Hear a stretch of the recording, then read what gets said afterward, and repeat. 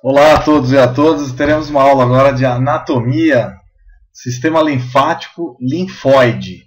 Bom, a gente vai ver agora uma aula específica do sistema linfonódico ou linfático, onde a gente vai ver que a função primordial desses órgãos é de nutrir determinados órgãos com líquidos extracelulares e de drenar esses órgãos, né?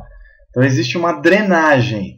Essa é a principal função, então, de drenagem dos órgãos, do líquido externo. Então, essa drenagem dos líquidos é feita através do sistema linfático. Quem faz parte do sistema linfático, pessoal? Bom, você que está me assistindo aí, que você está vendo a videoaula, a gente deve pensar em sistema linfático como um sistema paralelo ao sistema sanguíneo. Então você tem o sistema sanguíneo com artérias e veias. No sistema linfático, a gente basicamente tem dutos, caninhos, que vão levar o líquido dos órgãos para ser excretado no rim. Basicamente é isso. Então quando a gente ouve falar, por exemplo, de drenagem linfática, a gente está vendo então um aspecto da função do sistema linfático, que é drenar os órgãos. Então, pessoas que ficam paradas, deitadas, ou por algum processo tem algum aperto em algumas áreas do corpo, a gente tem inchaços. O inchaço clássico é quando a gente acorda. Normalmente, via de regra, nosso rosto está um pouco inchado, ou alguns membros do nosso corpo. Tudo bem com vocês? Então, o sistema linfático ele tem uma ligação de transporte de anticorpos também, tá? Existe um órgão que é o timo. O timo vai ficar atrás do coração, entre os dois pulmões, e nessa região que é feita grande quantidade dos nossos linfócitos. Então, o sistema linfático, além da drenagem dos líquidos do corpo, existe também esse transporte de glóbulos brancos por esse espaço. Isso é extremamente importante para a gente entender como que é feita a defesa do nosso corpo. A defesa do nosso corpo também necessita de uma rede de transporte, tanto de líquidos quanto de células de defesa. Maravilha. Vamos continuar aqui, galera? Olha só. Bom, analisando mais de perto o desenho da anatomia humana, a gente vê que existe o tronco jugular. Outra parte aqui vemos a veia jugular interna, perto do pescoço. O duto ou ducto linfático direito, linfonodos cervicais que ficam no pescoço, a parte interna do pescoço, o arco do duto torácico que fica perto da saída da aorta e da saída da veia cava superior, a parte cervical também extremamente importante, próximo do pescoço, o ângulo venoso que é feito então entre essas duas ramificações, entre o tronco broncomediastinal e a veia subclávia, que fica embaixo da clavícula. Beleza. Bom, de maneira geral... Bom, voltando aqui à análise dos vasos linfáticos, nós estávamos falando do tronco broncomediastinal, que é essa região aqui, que fica aqui perto já do tronco que sai da veia cava, né? Superior.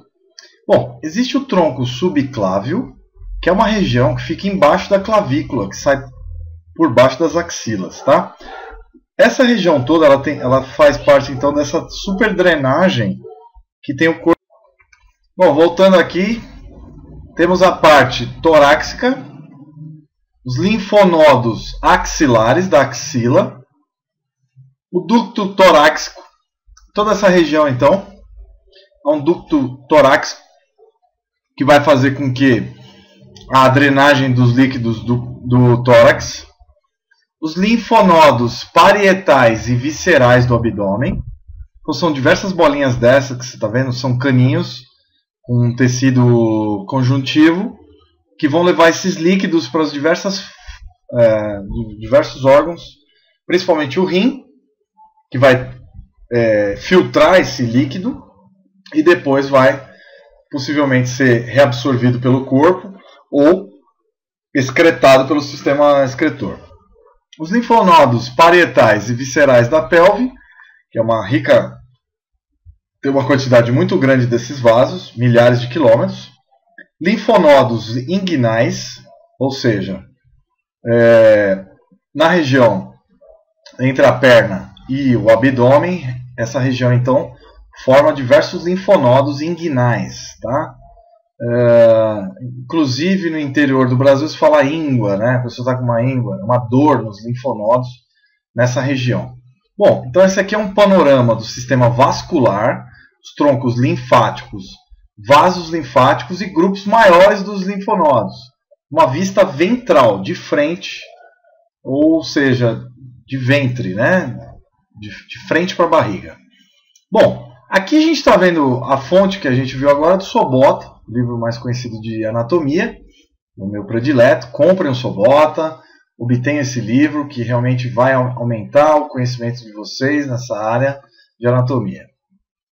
Bom, existe também aqui o sistema linfático, precisa de diversos órgãos. Aqui a gente está vendo o timo. O timo, aquele cantor Leandro Leonardo, o Leandro teve um câncer de timo. O timo ele está envolvido também na produção de anticorpos e na produção então de células de defesa do nosso corpo, fica atrás dos pulmões, tá? Então todo o sistema de drenagem, também o baço. O baço que é onde vão morrer, vamos dizer assim, as células sanguíneas vão ser regeneradas, transformadas em outros tecidos celulares. Basicamente é isso. Onde é o acúmulo de glóbulos brancos também. Bom, no timo, então, há essa produção de células de defesa. Isso é muito importante, é uma célula muito importante. E com o passar dos anos, olha que curiosidade, esse órgão ele definha, ele diminui de tamanho. É um dos únicos órgãos que involui durante a vida. Ele diminui o seu desenvolvimento normal. Por isso que a gente fala que as pessoas de mais idade têm um sistema imunológico menos eficaz do que as pessoas mais jovens. Quanto mais jovem é uma mulher ou um homem, maior é o seu sistema imunológico. Basicamente, dos 20 aos 30 anos, nós temos o ápice do sistema imunológico, né? Até os 40, mais ou menos. Depois, há um declínio dessa atividade imunológica. Por isso que é muito importante também a prática de exercícios físicos, a prática de comer comidas saudáveis, vegetais, vitaminas, etc. Bom, continuando essa aula, a gente vai ver agora algumas doenças relacionadas ao sistema linfático. Aqui nós estamos vendo uma mulher com uma senhora do século XIX, né, com entupimento dos vasos linfáticos da perna. Isso é uma mulher com elefantíase, que é uma doença que ainda comete milhões de pessoas na Índia e diversos países do sul da Ásia, sudeste da Ásia, e também na África. E alguns estados brasileiros, por exemplo, Pernambuco, perto da cidade de Recife, ainda existe focos dessa doença, porque existe um mosquito transmissor e o agente etiológico, que seria a Buchereria brancoft, que é um verme que ele paralisa o sistema linfático, principalmente dos membros e dos órgãos reprodutores, tá? Bom, o que é importante você saber é que, por que chama elefantíase? Essa doença chama elefantíase porque ela bloqueia a drenagem dos líquidos, ocasionando então um crescimento anormal dos membros. Então, os braços e as pernas ficam enormes, com um aspecto elefantoide, parecendo um elefante. E por isso o nome elefantíase. Tá bom, galera? Que maravilha! Então, ó, presta atenção aqui. Elefantíase, então, está ligada a uma picada de um mosquito do gênero Culex. Esse mosquito, então, ele vai contaminar a pessoa. Esses vermes vão entrar na corrente sanguínea, basicamente nos linfonodos e nos vasos linfáticos, e vai começar a entupir esse vaso, ocasionando então uma obstrução que vai causar então uma deformação do membro em que ele está atacando, vamos dizer assim. Então ele vai como se fosse um cano entupido, e esse cano é uma pele que vai crescendo, crescendo, crescendo, e a pele da pessoa fica deformada, causando então uma doença gravíssima que é a elefantise. Basicamente, nem com cirurgia plástica a pessoa consegue reconstituir o corpo, de tamanha é a elasticidade da pele humana, né? Bom, aqui um outro caso, com vasos linfáticos também. Você tem então aqui uma celulite de abrasão, que aqui acontece muito comumente quando uma pessoa cai, ou quando tem então um choque com tecido vascular linfático, e aí causando então uma celulite localizada, que seria o quê? Na prática, seria então um machucado dentro desses vasos. Há um machucado e esses vasos não são drenados, não drenam o tecido em volta de maneira adequada. Beleza? Bom, aqui a gente tem um outro esqueminha bem legal para vocês entenderem como que é feita a drenagem linfática dentro dos tecidos. Olha que legal. Aqui você tem as células, tá? E o tecido anexo aqui em um vaso. Bom, o que acontece? Quando as células vão eliminando líquidos, dentro da luz do capilar, que é uma veinha muito fina, um vaso, ocorre então a saída dos líquidos celulares. Aqui você tem as células, tá? Uma quantidade grande de células que vão eliminando líquidos, né? Bom, no segundo caso aqui, o que você teria? O núcleo celular, em 2, tá? Núcleo celular. Em 3, o espaço intersticial, que é uma parte que tem o leque, que a gente fala muito nas aulas, né? É o líquido e o leque, e aqui no caso é o leque, que é o líquido extracelular. Bom, o líquido extracelular, o leque, ele é extremamente importante porque ele vai ajudar no trabalho das enzimas que trabalham fora do corpo. Então, é muito interessante que o corpo tenha líquidos, mas não em demasia. Não pode ter muito líquido. Por quê? Porque é uma deformidade dos órgãos e um mau funcionamento do corpo também. Então não é bom você acumular líquidos nos órgãos e nas partes do corpo. Beleza? É muito interessante essa parte, né, gente? Então, vamos continuar aqui, ó. Na 4, existem então as células endoteliais dos capilares linfáticos. Então, aqui você está vendo aqui 4, os capilares linfáticos e essas células endoteliais formando então o vaso linfático. E no 5, a abertura do endotélio, que é essa parte aqui que a gente está vendo, que como se fosse, se você fizesse uma analogia, como se fosse um rio desaguando num lago, né? Então essa aberturinha aqui que vai passar os líquidos é chamada então de abertura no endotélio. Muito bem. Bom, e as 6 são filamentos que essas células têm de ancoragem dos líquidos, como se ela guiasse esses líquidos. Então, são células de ancoragem, filamentos de ancoragem. Beleza. Então os líquidos vão sair das células e vão migrar para os vasos linfáticos, depois para serem reabsorvidos no corpo ou excretados via rim, né? Pelo rim. Bom, aqui a gente está vendo uma outra parte legal também, que são os vasos linfáticos, perto das artérias, em vermelho, e as veias em azul, tá? Bom, boa parte então dos líquidos que saem do sangue arterial, do sangue venoso, vão parar nos vasos linfáticos. Então há uma drenagem desses líquidos também. Outra parte importante aqui que a gente está vendo é uma drenagem, a parte dos linfonodos, vasos linfáticos, dos seios das mulheres. Bom, aqui na mama você vê gânglios linfáticos, super importantes. Muitas mulheres que têm câncer de mama podem ter problemas aqui, que são cânceres linfáticos, né, vasos linfáticos, que também vão fazer a drenagem de líquidos deste órgão, né? Você pode ver aqui os ductos, o mamilo, a areola, gordura, o lóbulo e os lóbulos. Bom, tudo aí também há drenagem linfática. Só para vocês saberem, eu que colori aqui de amarelo, né? Tá bem cinza. Fiz então o colorimento. Então vocês, para terem uma ideia dos vasos linfáticos no nosso corpo. E aqui por último a estrutura de um linfonodo, que é uma estrutura então importante. Aqui é a estrutura de um linfonodo, o vaso linfático aferente, que chega, né?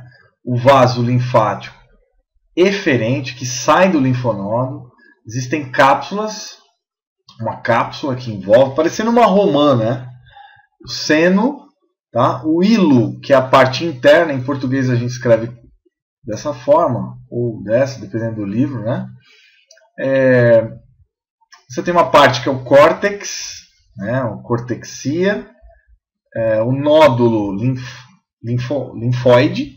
Você tem esse nódulo linfóide dentro dessa estrutura do linfonodo. Você tem vários nódulos linfáticos fazendo a drenagem dos líquidos do corpo. Isso é muito legal. E a válvula, que evita o influxo retrógrado, o fluxo retrógrado, ou seja, é uma válvula que vai regular o refluxo. Ela vai impede o refluxo de sangue, de líquido, na verdade líquidos, tá, linfáticos, para os órgãos. Isso é extremamente importante. Em algumas enfermidades, essas válvulas também vão sofrer alguns problemas e podem não funcionar adequadamente, o que pode ter relação com excesso de uso de sal, por exemplo. Então as pessoas devem cuidar. Bom, se cuidar nesse sentido, alimentar e também fazer exercícios físicos.